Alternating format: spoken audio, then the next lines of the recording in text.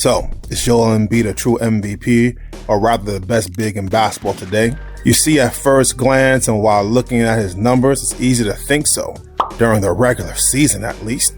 But there are still two glaring issues holding Embiid back. Embiid averaged 33.1 points per game during the regular season en route to his MVP award. However, in the playoffs, his point average dropped to 23.7 in the postseason. According to ESPN stats and info, it is the biggest drop-off, a negative 9.4, by an MVP in the league's history. Truthfully, in the end, there is one thing that matters in today's NBA, and that is rings, blings, aka championships, and Embiid has none. To answer this question, I believe you have to look at what makes you great in the NBA. Now, in my lifetime, there are probably a bunch of people that we could discuss as great. But for this conversation, I'm going to talk about one player that I think unanimously everyone can agree with: Michael Jordan. Michael Jordan was considered the GOAT for a number of reasons. But for today's video, I'm going to talk about 2 points. The first is that Michael Jordan took care of his body and Embiid doesn't. Jordan wanted to be in the best possible shape he could. He lifted weights, ate right, and made sure he was in the best physical condition he could be in. Jordan played in 80 or more games in 7 of his first 8 years, while his only absence coming during his sophomore season when he broke his foot in the 3rd game of the year and had to sit out almost the entire year. Not only that, but he played 78, 80, and 81 games in 3 of the seasons where he didn't get all the way, while putting up major numbers as well. Mind you, Jordan only played 15 seasons in the NBA, but this is different than Embiid. Embiid came into the league hurt, and unlike many other superstar players, he dealt with injuries before he even came into the league, and injuries have plagued him throughout his entire NBA career.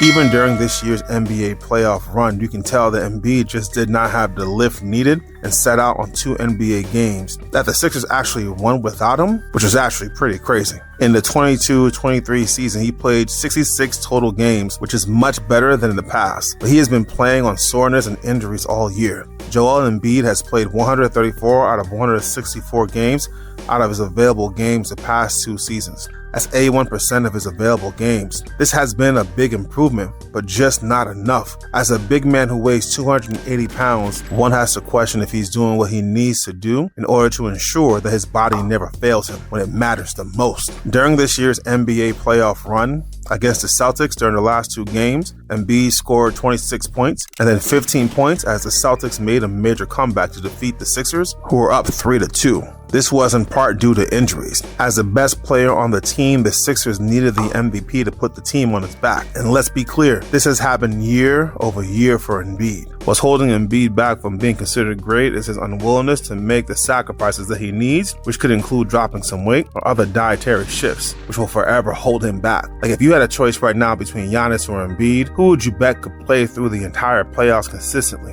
Giannis weighs roughly 243 pounds and is 6'11", while Embiid is 7 foot, weighing 280 pounds. In the end, Embiid needs to make certain sacrifices in order to go to the next level, which is what's holding him from being a true MVP. The next point that I believe we have to consider when we think about what it means to be the best was Jordan's competitiveness and ability to motivate his team. Now, I do not know Jordan, never met the man, I don't think I ever will, but I believe it's widely known that Jordan hated losing. Jordan said that every day in practice was like that for me. It was a competition, so that when game time comes, there isn't nothing that I haven't already practiced. I mean, this man punched Steve Kerr in the face during a scrimmage because of how ferocious he was, and then told Kerr to get back up and let's win these championships. The G Magic Johnson said he once trash-talked Jordan during a practice with the Dream Team and lived to regret it. Michael Jordan did what he had to do in order to maintain his team and win NBA championships. Now let's compare this example to Joel Embiid. On top of being injury-prone, one does have to question Embiid's competitiveness. Competitiveness comes in many forms, but Jordan's leadership forced him to create a team that best suits his need and allowed him to succeed in an NBA that was much tougher. No one can argue that today's NBA has become extremely soft, forcing the NBA commissioner to add load management clauses into the new CBA. Heck, at the time of this video, there are rumors of James Harden thinking about going to the Houston Rockets. Truthfully, I don't think James Harden did enough to consistently carry the team and be the number 2 option, despite having a few stellar games. In a player-centered league, Embiid is not fully helping the Sixers do what it needs to do in order to win an NBA championship. It was so bad that the Sixers fired Doc Rivers, even though he was able to maintain the Sixers' dominance during the regular season. Honestly, losing Jimmy Butler was the worst decision they ever made.